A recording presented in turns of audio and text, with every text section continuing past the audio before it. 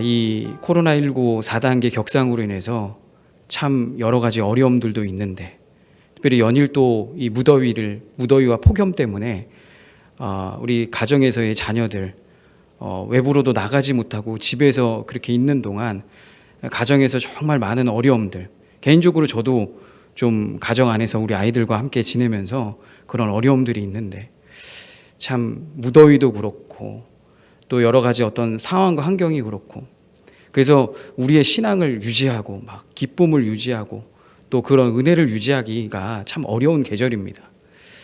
그런데도 말씀을 이렇게 묵상하게 되면 그런 여러 가지 상황이 있더라도 진짜 믿음이 있거나 또 성령이 충만함이 있으면 그런 상황에서 오히려 또 흔들리지 않고 감사하고 찬양하는 것, 이게 진짜 믿음의 사람, 성령 충만한 사람의 모습이라는 거죠. 사도 바울이 빌립보서에 보게 되면 감옥 안에서 옥중서신입니다. 그 옥중서신에서 이렇게 이야기를 해요. 혹시나 자기를 대해서 빌립보 교인들이 좀 불쌍하게 여길까봐, 또 어렵게 여길까봐 빌립보서 4장 12절에 이렇게 이야기를 합니다.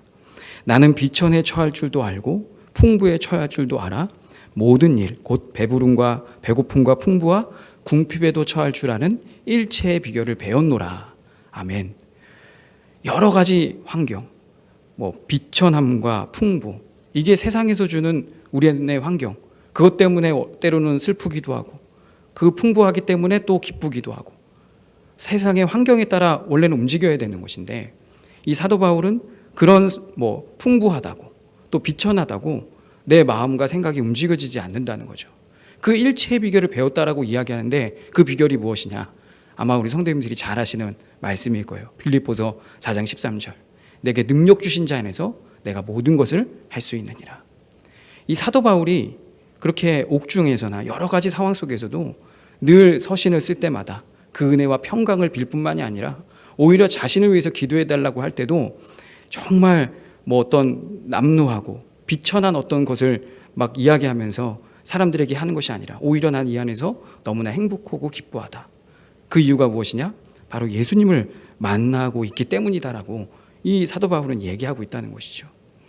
그래서 오늘 저희는 어찌 보면은 이 매 순간의 어떤 환경 속에서 나는 정말 믿음이 있는가?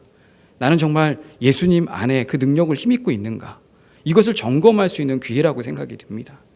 그래서 정말 이 코로나가 작년부터 올해까지 계속 진행이 되어 왔고, 또 앞으로 또 언제 또 종식이 되어질지 모르는 이런 상황 속에서 또 이 무더운 여름을 휴가를 어디 다른 데로 멀리 나갈 수도 없는 이런 상황 속에서 우리가 정말 힘들고 어렵지만 오히려 이것이 내가 정말 힘들고 어려운가, 오히려 그 안에서 내게 주신 그 능력을 따라서 감사하고 찬양할 수 있는가, 그래서 그 모든 것을 내가 넉넉히 이기고 있는가, 우리 스스로를 다시 한번 점검하며 그렇게 주님의 그 은혜와 능력을 의지하는 시간이 되었으면 좋겠습니다.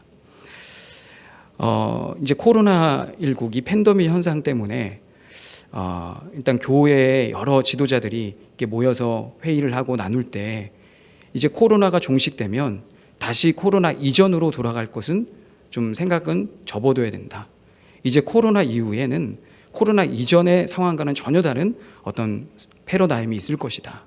이런 이야기들을 통해서 이제 코로나 이전과 이후로 나누어졌을 때, 그럼 그 이후에 우리 교회의 어떤 그런 패러다임은 어떻게 바뀔 것인가.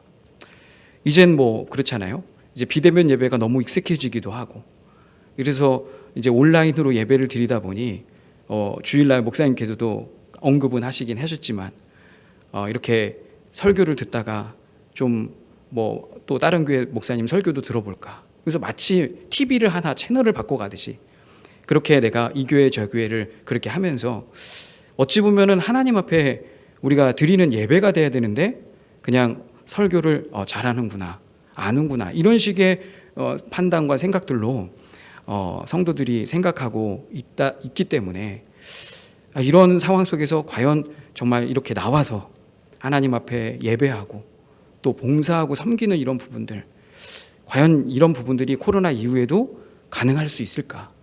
이런 어떤 성도들 안에 또 사람들 안에 이런 정말 편한 어떤 습관들이 그렇게 젖어 있는데 이런 젖어 있는 그런 상황들을 어떻게 또 끌어낼 것인가.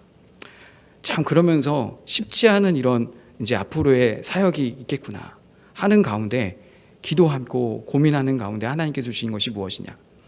지금 우리가 당면에 있는 이런 환경들 참 힘들고 어렵지만 성경 속에서 믿음으로 살았던 그런 사람들 또한도 오히려 우리보다도 더 힘든 환경과 어려운 환경 속에서 신앙을 유지했던 것을 보게 됩니다. 오늘 우리가 이제 히브리서 말씀을 보는데요. 이 히브리서 말씀은 이 신약의 레위기다라고 이야기합니다. 그런데 사실 이 성경 속에서 66권을 정경으로 채택할 때 마지막 그 66권째 이 히브리서의 이 성경을 가지고 이것을 정경으로 둘 것인가 아니면 뺄 것인가에 대한 부분으로 마지막까지 고민했던 그 성경이 바로 히브리서인데요. 왜 그랬느냐? 저자가 분명하지가 않은 거예요. 뭐 아까 말씀드렸던 빌립보서는 사도 바울이 옥중에서 썼다. 그리고 누구한테? 빌립보 교인들한테 썼다라는 게 이제 분명하기 때문에 사도 바울이 그렇게 빌립보 교인들에게 썼구나. 그래서 편지를 쓰는 사람과 그것을 받는 사람이 분명하기 때문에 그런 것들 속에서 의미가 있구나. 사도들이 그렇게 말씀을 받아서 쓴 것이구나. 이렇게 해서 이제 정경으로 그렇게 채택을 했다면 히브리서는 저자가 누군지를 모르는 거예요. 그러면 그래도 수신자는 또 누가 명확하게 좀 있으면 좋은데 이 편지를 받는 그런 사람도 정확하게 누군지 알 수가 없는 겁니다. 그러니 이 성경을 채택하고 정경을 채택하는 가운데서 이 히브리서는 되게 난해했어요. 그런데 이 히브리서가 왜 정경으로 채택됐는가? 그 안의 내용이 너무나 복음적이라는 것이죠. 그래서 우리 성도님들께서 한번 히브리서 말씀, 우리가 예전 신년이 되면 성경 통독을 할 때 창세기부터 읽어가다가 늘 우리가 어려움을 만나는 장이 어딥니까? 레위기잖아요. 창세기 출애굽기 딱 갔는데 레위기 막 그렇게 각을 뜨고 하다 보면 갑자기 막 잠이형이 이렇게 임하고, 그래서 이제 성경을 통독을 할 걸 작심했던 것이 레위기에서 멈추는 것처럼 히브리서가 상당 부분 레위기에 있는 제사 또 어떤 그런 관습 그런 부분들을 많이 인용을 하고 있기 때문에 히브리서도 쉽지 않은 그런 장이기도 합니다. 그런데 이 내용 속에서 무엇이 있느냐? 저자는 분명하게 누군지는 모르지만 이 수신자도 또 빌립보 교인이다 이렇게 정확하게 누구다라고 이야기할 수는 없지만 이 내용 속에서 어떤 형편에 있는 사람이구나라는 것은 그 내용을 읽어갔을 때 알 수 있다는 것이죠. 먼저는 레위기에 대해서 너무나 잘 알고 있어야 될 수신자의 상황이라는 거예요. 우리 성도님들은 레위기 우리가 또 읽어갈 때 참 어렵지만 이스라엘 사람들은요, 처음 이제 그 성경을 펴놓고 어린 아이가 그렇게 성경책을 펴고 읽게 할 때 우린 보통 첫 장이면 창세기를 읽게 하잖아요. 그런데 그들에게는 어린 아이가 말을 익히기 시작하는 순간부터 레위기를 읽게 합니다. 그래서요, 유대인들에게 있어서는 레위기는요 거의 우리나라가 구구단을 외우고 그렇게 암송하는 것처럼 그들은 레위기를 그냥 다 알고 있습니다. 모두가 다 알고 있는 그런 내용인 거예요. 그런데 그러니까 이 히브리서에 레위기에 대한 이야기들을 많이 다루고 있다는 것은 무엇이냐? 바로 수신자, 이 편지를 받는 사람이 어떤 이 제사에 대한 법에 대해서 너무나 잘 알고 있는 사람들, 바로 유대인들이라는 것이죠. 근데 그 유대인들이 어떤 유대인들이냐? 바로 유대교에서 나와서 예수님을 믿었던 유대인들이라는 겁니다. 그러면 자 생각해 보세요. 초기에 이제 자기가 이제 예수님을 믿고 세례를 받았습니다. 그랬더니 이 흩어져 있는 그런 유대인들, 이 그리스도인들이 당한 그런 상황은 초대교회에서 만만치가 않았습니다. 자기의 동족으로부터 그렇게 핍박을 받았어야 돼요. 함께 너 예수님을 믿는 거야? 그러면 이단이야. 그러면서 너 성전에 들어오지 마. 이 유대인들에게 있어서는 늘 성전 중심의 생활을 했습니다. 절기 때도 갔고 안식일 때도 가고 시간을 정해놓고 그 성전을 가게 했는데 유대교에서 이단으로 낙인을 찍히고 나니까 이 유대인 그리스도인들이 성전에 들어갈 수가 없는 거예요. 기도할 수 없는 겁니다. 그냥 성전만 못 가는 것이 아니라 이제 동족으로부터 추방이 당해진 게 뭐냐? 모든 어떤 경제 활동을 하지 않게 만드는 겁니다. 그러니까 함께 있어도 왕따를 시키는 거죠, 한마디로. 그러니까 동족들 안에 그런 추방당하고 격리되는 그런 아픔을 겪어야 될 상황이 바로 그런 유대인 그리스도인들 안에 있었던 겁니다. 뿐만이 아니라요, 이 로마 정부가 또 이 기독교를 박해합니다. 그래서 이 기독교를 박해하는 이런 상황들 속에서 야, 그동안 그래 너가 예수님을 믿어서 그래 왔다. 근데 좋다. 딱 지금 여기 내 앞에서 내가 예수님을 믿지 않습니다. 그렇게 하면 모든 것을 우리가 무마시켜주고 너를 그렇게 다시 그렇게 대우를 해주겠다. 이렇게 어떻게 보면 로마 정부에서 이 흩어져 있는 유대인 그리스도인들을 향해서 이렇게 배교하도록, 그 신앙을 바꾸게 하도록 이렇게 설득하는 작업들을 하고 있었던 것이죠. 그러니까 히브리서의 저자는 누군지 모르고 수신자는 정확하게 누구다라고 특정된 인물은 없지만 분명히 흩어져 있는 유대인들 안에 그들이 지금 당하고 있는, 예수님을 믿는 것 때문에 당하고 있는 어려움들은 너무나 많았던 것이죠. 그냥 단순히 자가격리 이런 정도가 아닌 거예요. 그냥 경제적인 활동이 다 멈춰져야 되고 심지어는 생명의 위협까지 받아야 될 그런 상황입니다. 예수님을 믿는 것 때문에. 근데 또 너무 쉬워요. 네가 예수님을 믿지 않겠다라고 말만 하면 내가 모든 걸 다 받아줄게. 이게 얼마나 그들에게 있어서는 타협할 수 있는 문제였겠습니까? 그래서 히브리서 저자는 누군지 정확하게 모르지만 이 저자는 지금 당면에 있는 로마 그 정부 안에서 정말 박해를 받고 있는 흩어져 있는 유대인 그리스도인들을 향해서 왜 너희들은 배교하려고 하느냐? 왜 신앙을 저버리려고 하느냐? 그러면서 왜 예수님을 그럼에도 불구하고 믿어야 되는지를 그 당위적인 설명을 하기 위해서 히브리서를 썼다는 것이죠. 그래서 히브리서는요, 1장부터 보게 되어지면 이제 유대인들, 그리스도인들에게는 너무나 소중했던 사람들, 그런 또 대단하게 여겼던 위인들에 대해서 열거하면서 그들보다 뛰어나신 예수님을 이야기하고 있다는 거예요. 왜? 예수님이 얼마나 놀라운데 왜 다시 너 유대교로 돌아가려고 하느냐? 너가 어떻게 그렇게 초등학문으로 돌아가려고 하느냐? 그러면서 계속 이야기하고 있다는 것이죠. 그래서 1장부터 시작하면 선지자, 모든 선지자보다 뛰어나신 분이 예수님이시다. 그리고 또 모세보다도, 천사보다도 더 뛰어나신 분이 예수님이다. 당시 유대인들은요, 천사 숭배 사상이 또 있었어요. 천사 숭배. 우리 창세기에 보게 되면 이 아브라함이 부지 중에 3명의 천사를 만나서 대접하잖아요.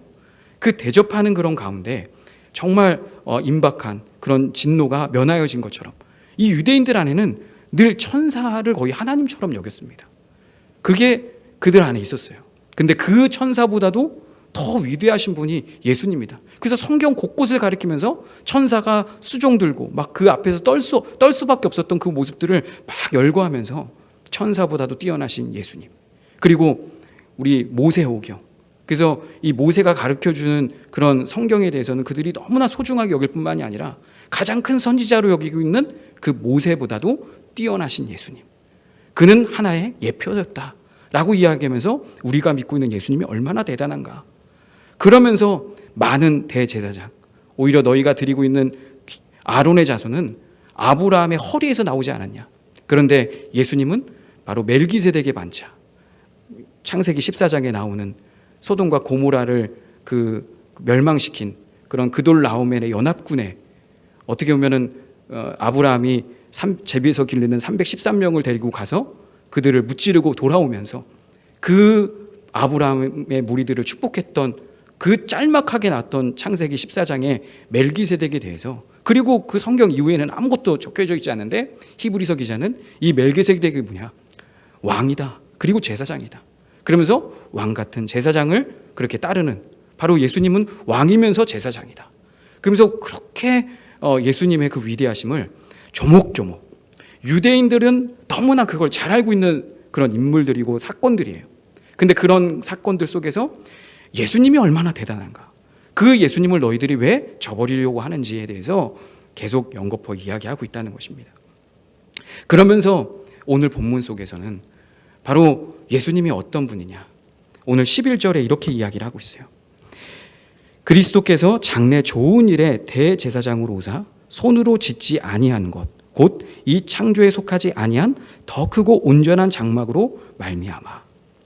지금 그리스도께서 어떻게 오셨냐? 대제사장으로 오셨는데 그 손으로 짓지 아니하는 온전한 장막, 바로 하나님의 나라잖아요.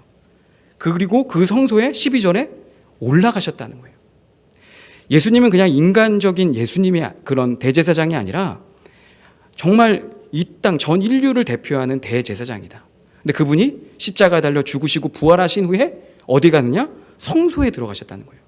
그러니까 눈에 보여지는, 지금 건물로 지어져 있는 당시 히브리서를 받고 있는 유대인 그리스도인들, 그들이 지금 눈에 보여졌던 아직 성전이 무너지지 않았을 때 그 성전, 그것보다 그 성전이 어떻게 만들어진 것이냐, 성막이 어떻게 만들어진 것이냐.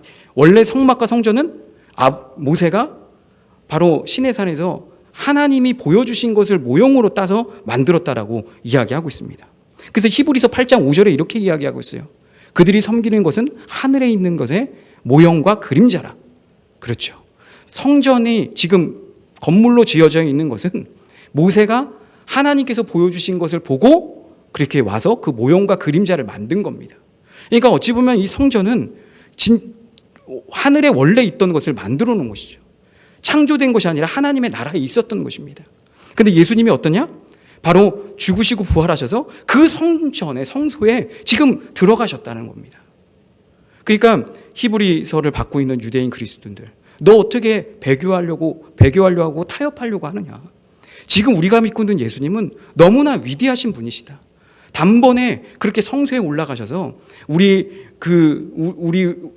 대변하고 또 우리를 인도하기 위해서 그렇게 올라가 계셨는데 어떻게 너희들은 그 예수님을 버리고 이 모형과 그림자에 불과한 그 성소에 들어가려고 결국 그렇게 타협하려고 하느냐, 이렇게 이야기하고 있다는 것이죠. 그러니까 한마디로 이겁니다. 왜 그렇게 순교할 수 있는 그런 상황, 정말 경제적으로도 어렵고 죽을 수밖에 없는 그런 위협 속에서도 왜 그걸 두려워하느냐? 우리도 예수님과 함께 바로 영원한 그 성소에 들어갈 것이 아니냐, 하나님께서 예비해 둔 것이 아니냐, 천국이 있는 것이 아니냐, 천국 소망을 붙잡아라. 이렇게 이 히브리서 기자는 그렇게 이 유대인 그리스도인들에게 이야기를 하고 있다는 것이죠. 제가 예전에 전도폭발 훈련을 하면서 이 전도폭발 훈련의 복음 제시를 위해 이제 우리 집사님들 전 훈련자들을 섬기고 있을 때 한 집사님이 저에게 오셔서 이야기를 하셨어요. 이 전도폭발에 있어서는 가장 두 가지 중요한 진달 질문이 있습니다. 오늘 밤 이 세상을 떠나면 천국에 들어갈 확신이 있습니까? 그리고 그렇다면 이유는 무엇입니까? 그래서 이 첫 번째, 두 번째 질문을 합니다. 그러니까 그냥 무턱대고 만나자마자 오늘 밤 이 세상을 떠나면 죽음 앞에 딱 코너에 쓰게 만드는 것이죠. 그래서 죽고 나면 진짜 천국에 내가 갈 수 있을까 없을까? 그러면서 정말 내가 천국 영생에 대해서 그 기쁜 소식을 소개해야 되겠다. 그리고 그 사람들에게 그렇게 전하는 것인데, 이 집사님이 지금 이게 되게 중요한 질문이잖아요. 근데 자기가 전도 대상자로 붙고 있던 사람은 오늘 밤 이 세상을 떠나서 천국 갈 수 있느냐라고 이 질문을 했는데 반응이 어떠냐? 그건 나중에 죽어봐야 아는 거고, 그건 나중에 죽어봐야 아는 거고, 그냥 나는 그냥 그거보다는 이 땅에서 어떻게 사는 거가 더 관심이 있더라. 그래서 이제 그분한테 왜 죽고 나서 천국과 지옥이 이렇게 설명을 하는 게 맞냐? 그렇게 또 설명을 해도 막 받아들이지 않다는 거예요. 죽어봐야 알지. 이렇게 생각을 하고 있고, 지금 당면에 있는 것은 천국 가는 것보다 지금 이 땅에서 어떻게 지낼 것인가, 이런 것에 관심을 두고 있는 그런 모습을 보면서 어떻게 이런 분들에게 내가 복음 제시를 해줘야 될까요? 그렇게 이야기할 때 제가 이렇게 설명해 드린 적이 있는데, 이 많은 우리가 대부분의 이 땅을 살고 있는 사람들이 그렇지 않을까 싶습니다. 예전엔 저는 터미널이나 역 그런 데를 가보게 되면 예수천당 불신지요, 지금도 있는지 제가 좀 가보진 않아서 모르겠는데 그걸 비일비재하게 봤거든요. 그래도 그때는 막 정말 종말에 대한 부분, 또 정말 여러 가지 어떤 삶의 다급하고 어려움들 때문에 그 피켓과 그 메시지 때문에 많은 분들이 또 그런 복음을 듣고 영접하는 그런 계기가 됐다라고 참 많은 간증들을 들었는데, 요즘에 만약에 그런 글들을 이렇게 여러분들 그런 주변에 길을 가시다가 보신다면 어떤 마음이 들겠습니까? 그래, 우리가 정말 예수 믿고 천국 가야지, 이런 마음이 드십니까? 오히려 저는 솔직하게 굳이 저렇게 한다고 복음이 전해질 수 있을까, 이런 생각을 하게 된 거예요. 그러니까 사람들의 마음 가운데 믿지 않는 자나 믿는 자나 천국은 너무 귀하고 좋다라는 생각을 갖지 못한다는 거죠. 그래서 오히려 예수님을 잘 믿었더니 나 이 땅에서 정말 부귀영화를 누렸다, 자녀들이 잘 됐다, 이런 게 오히려 더 신나고 기쁘지, 죽어서 천국 간다, 영원한 성소에 들어갔다, 이게 그 사람들에게 기쁨이 되고 관심사가 되고 이렇게 되지 않는 것을 보게 된다는 것이죠. 우리 성도님들은 어떻습니까? 지금 우리가 왜 이런 무더위 속에서도 코로나 4단계가 격상되어서 이 비대면 예배라도 우리가 왜 이렇게 붙잡고 영상을 통해서 예배하고 모이려고 힘쓰고 하는 이유가 무엇이죠? 이 땅이 전부가 아니기 때문에, 영원한 나라가 있기 때문에 우리가 그렇게 모이고 힘쓰는 거 아니겠습니까? 히브리서를 받고 있는 흩어져 있는 유대인 그리스도인들, 그들은 정말 대단했잖아요. 그런 정말 많은 기득권이 포기되어질 수 있고 생명의 위협이 있는 그런 상황에서도 어떻게 믿고 따라갑니까? 그런데 믿고 따라가다가, 우리보다도 대단해 보이는데 그렇게 믿고 따라가다가 이제 계속 정말 어둠의 터널과도 같이 계속 박해가 지속될 것 같고 더 거세지고, 이런 상황 속에서 이거 진짜 내 믿음이 맞나? 이렇게 흔들리는 이런 상황, 충분히 저는 그런 흩어져 있는 유대인 그리스도인들이 공감이 되어지는데, 이 히브리 기자는 어떻게 그럴 수 있느냐? 야, 영원한 천국이 있어. 지금 네가 지금 당하는 이런 고난 때문에 이걸 포기한다고? 그러지 말라는 것이죠.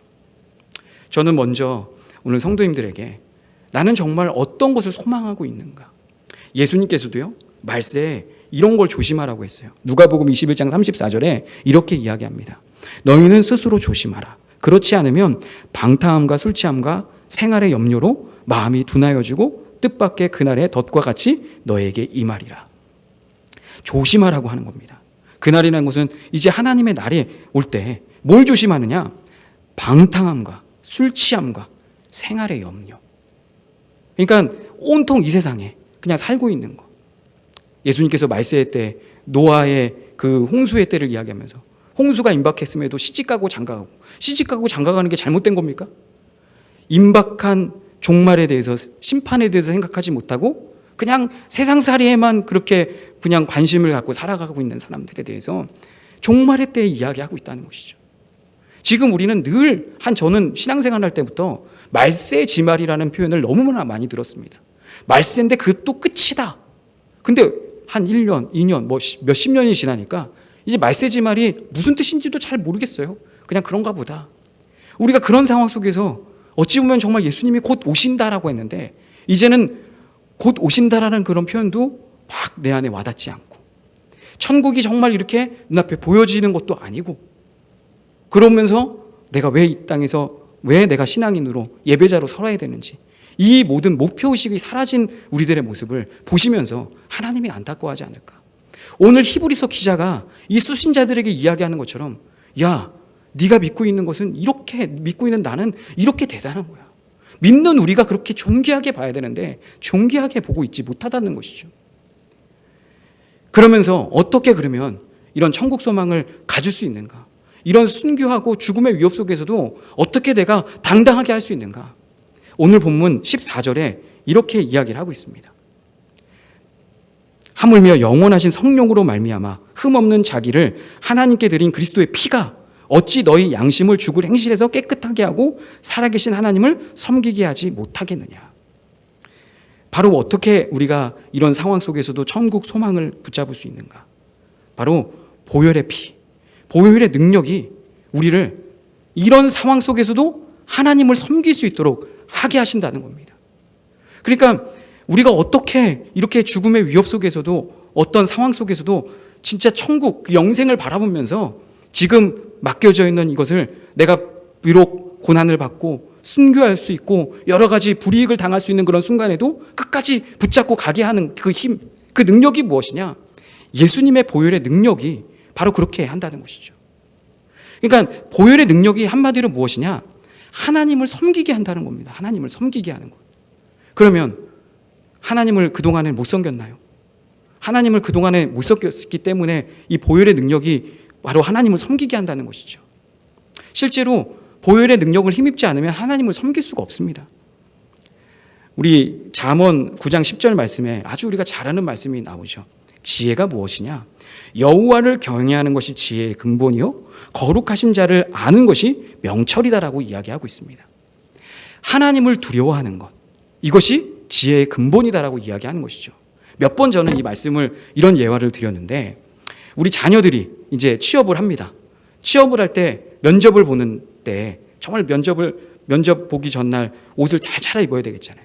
그리고 말하지 않아도 면접관에게 어떻게 이야기해야 될지 잘 하잖아요. 그래서 면접관이 물으면 정말 밝게 웃으면서 아주 높은 상냥한 톤으로 탁 정결하게 아주 간결하게 말을 해. 이렇게 아마 좀 만약에 그렇게 면접을 보는 자녀들이 있다면 그렇게 우리가 아마 이야기를 할 거예요. 그런데 지금 성경이 뭔 이야기를 하고 있느냐? 이런 면접을 보는 자녀에게 야, 이분이 면접관이야. 이분한테 잘 보여야 돼. 그러니까 너는 다른 사람한테 잘 보이지 말고 이 사람한테는 그래도 신경을 써서 잘해. 이 얘기를 하는 거예요. 하나님을 왜 경외하냐? 하나님이 지금 너를 생명을 심판하실 수 있는 구세주야. 심판주야. 근데 그 하나님 앞에 말하는데 그 말을 잘 들어야지. 다른 데는 못하는. 그런데 문제가 무엇이냐? 우리가 죄를 범함으로 인해서 하나님만 두려워하지 않아요. 다른 건 다 두려워요. 그렇게 신경 쓰지 말 것에 대해서는 너무나 잘 신경 씁니다. 그런데 하나님에 대해서는 두려워하지 않아요. 의식을 하지 않습니다. 오늘 잠언 이 9장 10절은 솔로몬이 자기 아들 르호보암에게 기록한 성경이거든요. 그러면 정말 이제 왕을 오랫동안 다 이제 하면서 이제 후임자에게 내 아들에게 그 왕위를 물려주면서 얼마나 좋은 글귀들, 말들을 권면해주고 싶겠습니까? 근데 계속 잠언은 여러분들이 다 보셔서 아시겠지만 여호와를 경외하는 게 지혜의 근본이다, 명철이다 막 얘기를 합니다. 그러면 이 솔로몬은 그렇게 그 자기 아들에게 유언과도 같이 이야기했으니 자기는 그러면 여호와를 경외하는 삶을 살아야 되잖아요. 근데 안타깝게도 솔로몬은요, 하나님이 하지 말라고 하는 것을 행함으로 인해서 나중에는 솔로몬이 죽고 나라가 둘로 나누어집니다. 이방 여인과 결혼하지 말라고 하는데 이방 여인과 너무나 많이 결혼해요. 1000명의 처들이 있습니다. 그 다음에 그 1000명의 처들을 어떻게 했느냐? 그들이 그 이방 여인과 결혼함으로 인해서 우상을 성전 안에 만들게 되어졌어요. 그래서 하나님께서 2번이나 너 이방 여인과 정리해, 우상을 파괴해, 부셔, 이렇게 2번이나 이야기했지만 그가 그럴 수가 없는 겁니다. 수많은 사람과 왜 결혼했냐? 다 주변의 나라와 정략 교류를 한 거예요. 그러니까 이혼을 하고 파혼을 한다는 것 자체는 전쟁을 하게 되어지는 겁니다. 그렇게 똑똑하고 그렇게, 그래서 하나님을 그렇게 경외하고 두려워야 될 솔로몬마저도 그가 하나님의 뜻을 어기게 된 것입니다. 그러니까 아무리 우리가 하나님이 내가 잘 섬겨야 되겠다 해도 우리 안에 섬길 수 있는 게 없다는 거예요. 그래서 예수님이 이 땅에 오셔서 십자가에 달려 죽으시고 보혈의 피를 흘려셔야만 했던 것입니다. 그래서 이 보혈의 피가 어떻게 우리를 하나님을 구체적으로 섬기게 하는가? 오늘 본문 14절의 말씀을요, 조금 이제 그 세번역 성경으로 보니까 이렇게 쓰여져 있습니다. 이 그리스도의 피야말로 더욱더 우리들의 양심을 깨끗하게 하고 또 우리로 하여금 죽은 행실에서 떠나게 만든다라고 말씀하고 있습니다. 그러니까 어떻게 구체적으로 하나님을 섬기느냐, 보혈의 피가 어떻게 구체적으로 우리에게 역사하느냐, 우리의 양심을 깨끗하게 만든다는 거예요. 그리고 죽은 행실에서 떠나서 이제는 온전한 모습으로 하나님을 섬길 수 있게 만든다는 것이죠. 예수님이 십자가에 달려 죽으시기 전에는 짐승의 피로, 양과 소의 피로 그런 죄를 씻는 그런 것을 했습니다. 근데 이것은 오늘 읽지는 않았지만 9장 22절에 9장 9절에 보게 되어지면 이렇게 되어져 있습니다. 그 양심상 온전하게 할 수 없다. 양심을 깨끗하게 깨끗하게 그 짐승의 피들로는 할 수가 없었던 것이죠. 그러니까 구약에서의 그 많은 제사 속에서의 짐승의 피들은 어찌 보면은 한정된 그 시간들 안에서 온전하게 씻을 수가 없는 거예요. 그래서 10절에 보게 되지만 이런 것은 개혁할 때까지, 이게 예수님이 올 때까지 맡겨뒀다라고 이야기하고 있는 겁니다. 그러니까 이 짐승의 피를 가지고 이 대제사장이 하나님 앞에 서야 합니다. 여러분들도 잘 아시겠지만 이 대제사장이 지성소, 하나님의 임재에 계신 이 지성소에 들어갈 때 오직 혼자 들어갑니다. 거긴 불도 켜 있지 않아요. 그래서 이 대제사장 혼자 들어가는데 혹시나 거기서 죽을지 모르니까 방울과 함께 줄을 달아요. 그래서 혹시나 하나님 앞에 섰다가 죄로 인해서 죽게 되어지면 그 줄을 잡아서 끌어내려고 하는 겁니다. 이 대제사장이 한 번 하나님을 만날 때 얼마나 마음 가운데 두려움이 있겠어요. 저도 예전에 그 군대 생활하면서 실제적으로 막 죽을 위험에 그렇게 당할 때 정말 하나하나 매뉴얼대로 하게 되더라고요. 이 대제사장이 하나님 앞에 설 때 혹시나 내가 정말 이런 내가 모르고 지었던 죄는 없을까? 그리고 또 희생 제물을 드리는 이 제물에 대해서 흠 없는 정말 그런 제물, 흠과 티가 없는 제물들을 드려야 되는데 혹시 이 어떤 가축이 문제가 하자가 있는 건 아닐까? 그래서 이 지성소로 들어가는 대제사장의 마음이 어떠냐? 이 온전하게 해결되지 않는 그런 이 대제사장들의 마음은 늘 두려운 거예요. 막 하나님 앞에 이 지성소에서 감히 움직일 수가 없어. 혹시나 또 내가 여기 잘못 뭘 만져서 죽는 건 아닐까? 이런 마음이었던 것이죠. 근데 예수님의 보혈은 무엇이냐? 하자의 문제가 아니라 단번에 그것을 끝내버린 겁니다. 우리가 이렇게 하나님 앞에 지성소에서 여러분들 이 예배당이나 아니면 여러분들 처한 곳에서 어떤 복장은 어떤지 모르겠습니다. 그냥 편하게 해도 하나님이 나를 벌 주실 거야, 이런 생각을 안 하잖아요. 이렇게 예수님의 보혈이 우리를 완전하게 하나님 앞에 의롭게 만들었던 것이죠. 이사야서 6장에 보게 되면 성전에서 이사야 선지자입니다. 하나님의 임재를 봐요. 그런데 그 임재 속에서 화로다라고 얘기합니다. 왜냐? 입술의 범죄함 때문에 하나님 앞에 도저히 있을 수 없는 그런 자기 죄악이 막 드러난 거예요. 바로 이렇게 하나님 앞에 쓰는 순간 이 죄의 허물 때문에 얼마나 힘들고 어려운지 모릅니다. 근데 이 문제를 주님께서 주님의 보혈로 다 덮어주셨다는 것이죠. 이게 얼마나 은혜인가. 우리 성도님들은 어떻습니까? 양심의 깨끗함을 얻으셨습니까? 양심의 깨끗함을 얻었다는 것은 무엇이냐? 두려움이 없이 하나님을 나는 만나고 있는가, 예배하고 있는가, 찬양하고 있는가입니다. 혹시나 두려움이 아닌 이 예배를 드릴 때 혹시나 매너리즘이 형식화되어진 예배를 드리고 있지 않습니까? 지루한 예배, 그냥 예배 순서에 맞춰서 그냥 내가 하나님 앞에 드린다기보다는 예배를 보는 예배, 혹시 이렇게 드리고 있지는 않습니까?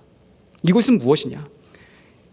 지금 히브리서 기자가 지금 극심한 어떤 고난과 어려움 가운데 있는 유대인 그리스도인들에게 정신 차려, 예수님 지금 붙들어야지, 보혈의 피가 하나님을 이렇게 양심의 깨끗함을 얻어서 섬기게 할 것인데 정신 차려야지, 이렇게 호소하고 있는 것이 바로 우리들에게도 이야기하고 있다는 것이죠.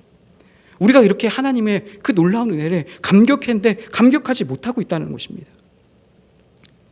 그리스도의 보혈의 피가 두 번째 어떤 일을 하느냐? 14절 새번역 성경에 보게 되면 죽은 행실에서 떠나게 만든다는 거예요. 그동안의 삶은 죽은 행실의 삶이었어요. 그냥 두려움 속에서 그냥 늘 내가 뭘 하지 말라는 것에만 늘 초점을 맞춰서 혹시나 해서 벌 받으면 안 되지, 이렇게 늘 경직된 것이었다면 이제는 마음껏 행하게 만든다는 것이죠. 그리고 마음껏 행하면서 하나님의 뜻을 이룬다는 거예요. 성경에서는요, 우리에게 이 예수님을 믿는 자들에게 어떤 능력이 있는지를 얘기하고 있습니다. 요한일서 3장 9절에 이렇게 이야기해요. 하나님께로부터 난 자마다 죄를 짓지 아니하나니. 자, 그러니까 다른 말로 예수를 믿으면 죄를 안 짓는다는 거예요. 우리 성도님들, 죄를 안 짓습니까? 예수를 믿으면 죄를 안 짓는다. 또 요한일서 3장 6절에 보게 되면 그 안에 거하는 자마다 범죄하지 않는다. 아니, 범죄를 안 해요. 예수님 안에, 예수님을 믿으면 범죄하지 않게 되어져요. 여러분들 이 말씀에 아멘 할 수 있습니까? 혹시 오히려 뭐지? 나는 계속 죄 짓는데, 계속 넘어지는데, 낙심되는데. 여러분, 예수님의 보혈의 피는 단순히 우리 죄를 씻기는 정도에서의 그런 한계가 아니라 죽은 행실에서 떠나게 만드는 겁니다. 삶을 완전히 바꾸기 위해서 예수님이 십자가에 달려 죽으시고 부활하시는 거예요. 그러니까 이 보혈의 능력은 달리 말하면 성령의 능력인 겁니다.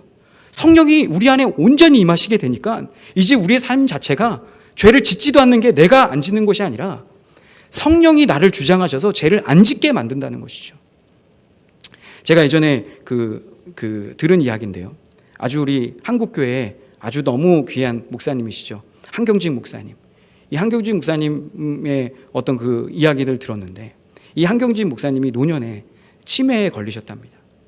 그래서 이제 이 존경하는 목사님을 위로하고 또 문안하려고 갔는데 이 치매에 걸리신 목사님을 만나지 못하게 주변에 지키시는 분들이 있는 거예요. 근데 뭐 그걸 모르고 가셨다가 너무 낯뜨거운 장면을 봤다는 겁니다. 이 목사님이 막 욕을 하시고 정말 이 어떤 우리가 존경해 보이는 목사님의 모습 같지 않게 나 예수 안 믿어 막까지 막 얘기하면서 할 때 너무 당황스러웠대요. 그러면서 그걸 다녀왔던 목사님이 뭐라고 얘기하냐면 우리의 본성은 바뀌지 않는다는 거예요. 우리는 치매에 어느 순간 걸리면 우리도 모르게 그냥 막 할 수 있는 겁니다. 근데 성령의 능력이 그 안에 넘치게 임하게 되어지니 보혈의 능력이 임하게 되어지니 죄를 짓지도 않을 뿐만이 아니라 이제 죽은 행실에서 멋지게 하나님의 자녀로서 일을 하게 만든다는 것이죠. 이게 얼마나 놀라운 겁니까? 이게 바로 예수를 믿는 사람들의 성도들의 그런 놀라운 능력이라는 것이죠. 너 어떻게 유대인들아, 흩어져 있는 유대인들이 성도들이요, 왜 다시 유대교로 돌아가려고 합니까? 다시 왜 구습으로 돌아가려고 합니까? 우리 안에 이미 이렇게 놀라운 능력과 은혜를 예수님께서 보여주시고 우리 안에 거하고 계시는데 어떻게 돌아갑니까? 이 이야기를 힘주어 이야기하고 있다는 것이죠. 히브리서는요 1장부터 13장까지 쭉 기록되어져 있습니다. 말씀을 읽으면요 저는 제가 이 말씀을 준비하면서 얼마나 큰 은혜가 됐는지 몰라요. 그러면서 길기도 했습니다. 그런데 히브리서 13장 22절에 이렇게 이야기를 하고 있어요. 형제들아, 내가 너희를 권하노니 권면의 말을 용납하라. 내가 간단히 너희에게 썼느니라. 간단하게 썼대요. 13장까지 막 정말 빽빽하게 써놓고 간단하게 썼다. 여러분, 제가 설교를 했는데 간단히 말했습니다. 그럼 은혜 동의하세요? 이 히브리서 기자가 왜 이렇게 간단히 썼냐? 히브리서는 긴 글을 쓰려고 한 게 아니에요. 예수님이, 우리가 믿고 있는 예수님이 최고다. 너무나 위대하시다. 그분을 통해서 우리는 놀라운 역사를 일어나실 거다. 이렇게 이야기하고 있다는 것이죠.